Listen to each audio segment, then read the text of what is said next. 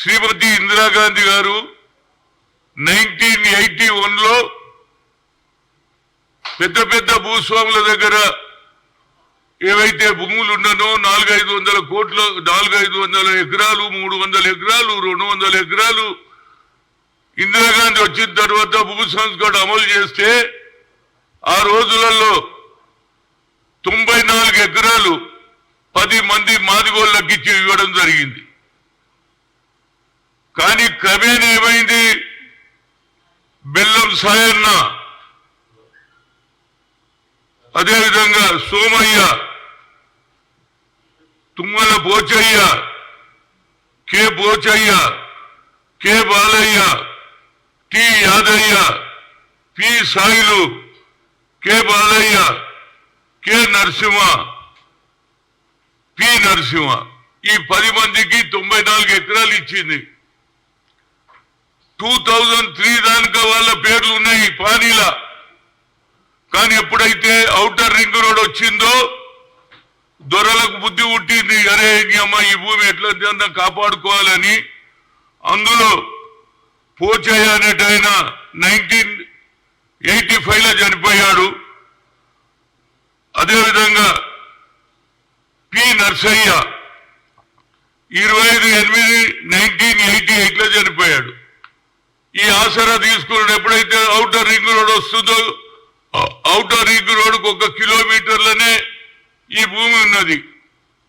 ఆ రోజులలో నీళ్లు లేవు, వ్యవసాయం చేసే ఛాన్స్ లేదు, డబ్బులు లేవు అని పడవ పడ్డా వాళ్ళు ఏదో గడ్డికో బిడ్డికో ఆవులకో మేకలకో పోసుకునేటట్టు ఉంటే రాగి కృష్ణారెడ్డి గారు వాళ్ళ అన్న పేరు ఏంది రాగి దేవంతర్ రెడ్డి, ఆయన ఇలిక పోయిండు ఎక్కడికి, వరంగల్లా.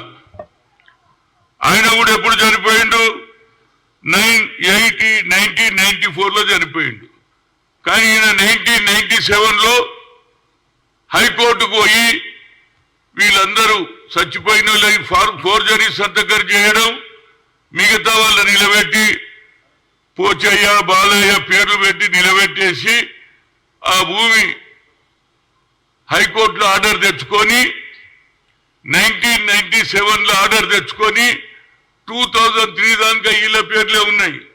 ఆ తర్వాత రెవెన్యూ డిపార్ట్మెంట్ ఏ విధంగా పనిచేసిందో ఆనాడు ఉన్నటువంటి హనుమంతు రెడ్డి ఎంఆర్ఓలు ఇమీడియట్ గా పేర్లు మార్చేసుకున్నాడు. ఎవడే గాని కొడుకుల పేర్లు రాస్తాడు, కానీ కొడుకులు రాగి కృష్ణారెడ్డి ఆయన భార్య తన పేరు చేసుకొని తర్వాత ఏం చేసిండు, రాజీ శ్రీధర్ రెడ్డి అనితా రెడ్డి పేరు రాశాడు. అదేవిధంగా రాగి శ్రీధర్ రెడ్డి రాజీ లింగారెడ్డి ఆయన పేరు అనసూయ, వాళ్ళిద్దరు ఆడోళ్ళ పేర్లు చేసుకున్నాడు. నాకు ఈ సంగతి తెలిసి 8 సార్లు పోయినా కీసరకు జాయింట్ కలెక్టర్ గారిని కలిసిన ఆయన అంటాడు, నేను నా చేతిలో ఏం లేదు సార్, ఇది కోర్టుకు పోయింది అన్నాడు. మరి మీరేం చేస్తున్నారు, 1993 దాకా ఉన్నటువంటి పానీల పేర్లు ఏ విధంగా రెవెన్యూ చేసినారో అది నా చేతిలో ఏం లేదు సార్, కోర్టులో పోతుందని. కోర్టులో కేసు నడిచేటప్పుడు హెచ్ఎండిఏ వాళ్ళు పర్మిషన్ కూడా ఇచ్చిర్రా బాబు. వా ఏం హెచ్ఎండిఏ నాకు అర్థం కాదు. కోర్టులో కేసు ఉంటే ఎట్లా ఇచ్చిర్రు, ఎందుకంటే రెవెన్యూ వాళ్ళని మేనేజ్ చేసుకొని డబ్బులు ఇచ్చి కోర్టులో పేరు చేసుకున్నాడు. ఈ మాట ఎవరు చెప్పిండ్రు, రాహుల్ గాంధీ ఖమ్మంలో బహిరంగ సభలో చెప్పాడు. ఏమని, ఇందిరాగాంధీ ఇచ్చినటువంటి భూములు కూడా తీసేసుకున్నారు అన్నారు. ఇది ఇంతకంటే క్లియర్ కేసు ఏం కావాలి. ఇవాళ నేను చూసిన మా శ్రీనివాస్ రెడ్డి గారు రెవెన్యూ మినిస్టర్ మొదటి రోజే ఆయన ప్రభుత్వంలో వచ్చిన తల్లారే ఇంత పెద్ద బుక్ ఇచ్చిన ఆయనకి ఇచ్చిన, రేవంత్ రెడ్డి గారికి ఇచ్చిన. ఆ తర్వాత ఇది జరిగినాక హెచ్ఎండిఏ ఆఫీస్ కు నేను కోదండ రెడ్డి శ్రీనివాస్ అనే వాళ్ళ మనవాడు మేము పోయినాము. పోతే కాయిదాలే అయ్యారు మాకు. ఏం గవర్నమెంట్ ఇది నాకు అర్థం కాదు. మరి ఇచ్చిన గవర్నమెంట్ ఎవరు చేసిండు, ఇది కమిషనర్ ఇవ్వాలి పర్మిషన్, కానీ సెక్రటరీతో తీసుకున్నాడు. ఆర్డర్ ఏమున్నదంటే commissioner should give HMDA permission. దానికి కూడా సెక్రటరీ ఇచ్చేసి ఇవాళ మొదలు 6 ఎకరాలు ఇప్పుడు 30 ఎకరాలు ఇచ్చేసిండ్రు. ఒక్కొక్క విల్లా 3 కోట్లకు అమ్ముతున్నారు. ఆ కుటుంబ సభ్యులు 120 మంది రోడ్ల మీద తిరుగుతున్నారు. తిండికి లేదు. ఎన్నిసార్లు భూమి మీదకి పోతే పోలీసు వాళ్ళు అరెస్ట్ చేస్తారు. నేనేమంటున్నా అంటే ఈ ప్రభుత్వం వచ్చిన వెంటనే అందరు నాయకులు పాదయాత్రలో చెప్పారు ఎవరి భూమి వారికే అంటారు. మరి ఎవరి భూమి ఉన్నది? ఇది ఇందిరాగాంధీ ఇచ్చిన భూమి తీసుకున్నారా లేదా? మరి ఆ భూమి రేపు ఇల్లు కట్టేసినాక ఇల్లు ఎవడు కూలగొడతాడని నేను అడుగుతున్నా. శ్రీనివాసరెడ్డి గారు 10 రోజుల లోపల సెటిల్ చేస్తా అంటున్నాడు. ఇది మొదలు సెటిల్ చేయాలి. ఆ పేద కుటుంబం ఏం కావాలంటున్నా బిచ్చం అడుక్కుంటున్నారు. ఏది చెట్ల కింద పడుకుంటున్నారు, ఆర్టీసీ బస్ కింద పడుకుంటున్నారు, ఫుట్పాత్ల మీద పడుకుంటున్నారు. ఇంతకంటే అన్యాయం ఏం కావాలరా బాబు?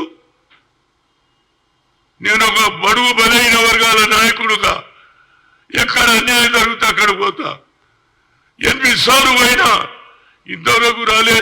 మా ప్రభుత్వం వచ్చిన వద్ద పాదయాత్రలు అందరూ చెప్పారు ఎవరి భూమి వారికే, ఎవరి భూమి వారికే. మరి ఇంతకంటే నిదర్శనం ఏం కావాలరా బాబు? ఇది చాలా సీరియస్. ఇది 500 కోట్ల స్కామ్. దీన్ని ఇమీడియట్ గా ఆ పేద ప్రజలకు న్యాయం జరగాలి.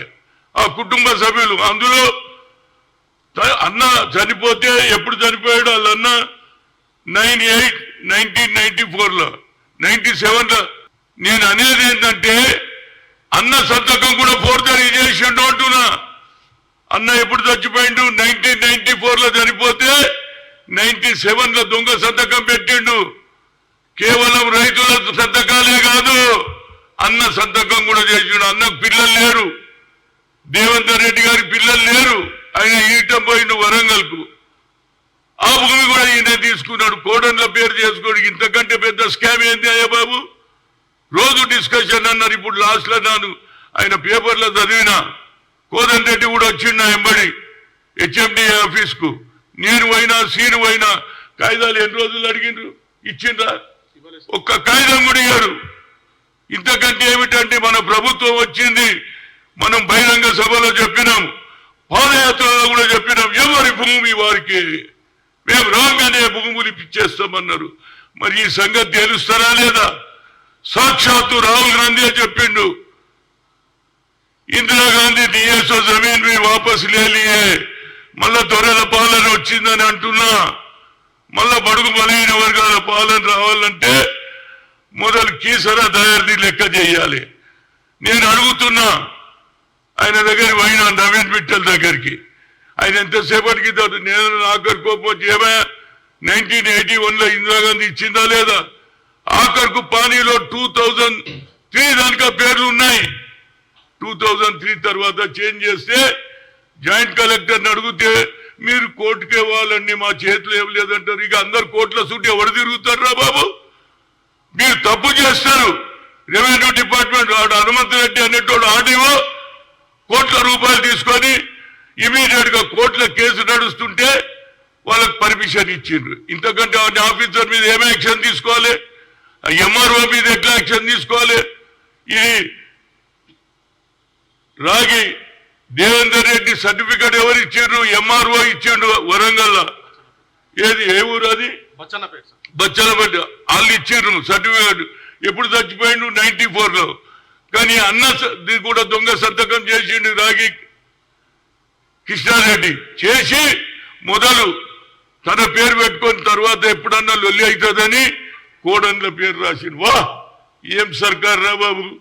ఇప్పటికన్నా రేవంత్ రెడ్డి గారు ఆయన అందరికీ న్యాయం చేస్తా అంటున్నాడు. మొదలు ఇది న్యాయం జరగాలి.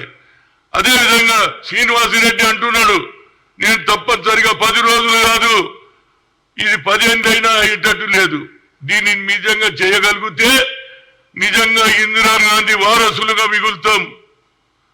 సాక్షాత్తు రాహుల్ గాంధీ అన్నాడు గరీబోं का जमीन भी इंदिरा गांधी दिए सो जमीन भी वापस गई. ఇంతకంటే నిదర్శనం ఏమండి? నేను ఒక పని తలుగుతే ఆఖరి దాకా పోతా.